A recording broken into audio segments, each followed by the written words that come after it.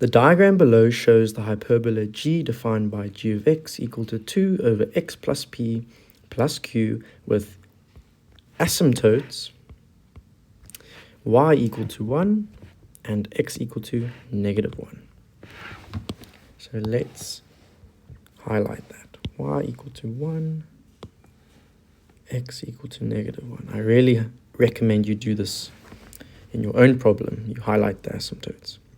The graph of g intersects the x-axis at t with 0 and 3, and the line y equal x intersects the hyperbola in the first quadrant at S. All right, so 4.1, write down the values of P and Q.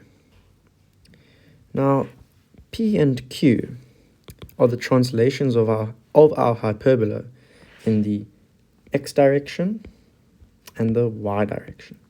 So they dictate how our hyperbola how our hyperbola move or translates on the graph, on the x and y axis. Unfortunately for us, if we want to show or indicate what P and Q are, they've already given us what our hyperbola's asymptotes are. And an asymptote is a value on our hyperbola or graph where the graph never reaches and never touches. Even if, and here I've drawn our mother hyperbola, even if our hyperbola goes on forever till infinity, it will never reach the asymptote. Never. So if our asymptotes on our g of x graph are y equal to 1 and x equal to -1, that means our hyperbola has shifted from our mother hyperbola with asymptotes at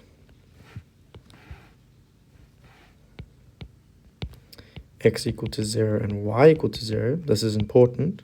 Always remember what your mother graphs look like for your parabola, your sine function, your cos function, quadratic. Very useful.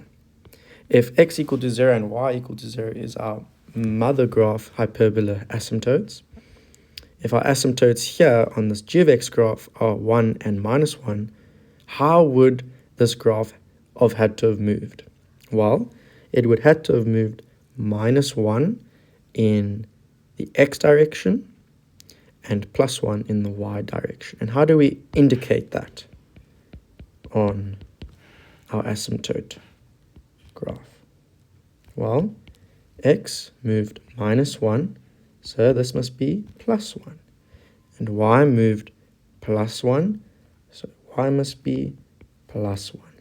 And if you're confused about the denominator, remember that when you're solving for x under the numerator here, under the division sign, you'd have to bring the x to the other side, thus showing how x was moved. So x did in fact move -1 units, but when you indicate it on your hyperbola, it's a plus. And that is the problem solved. So we say P is equal to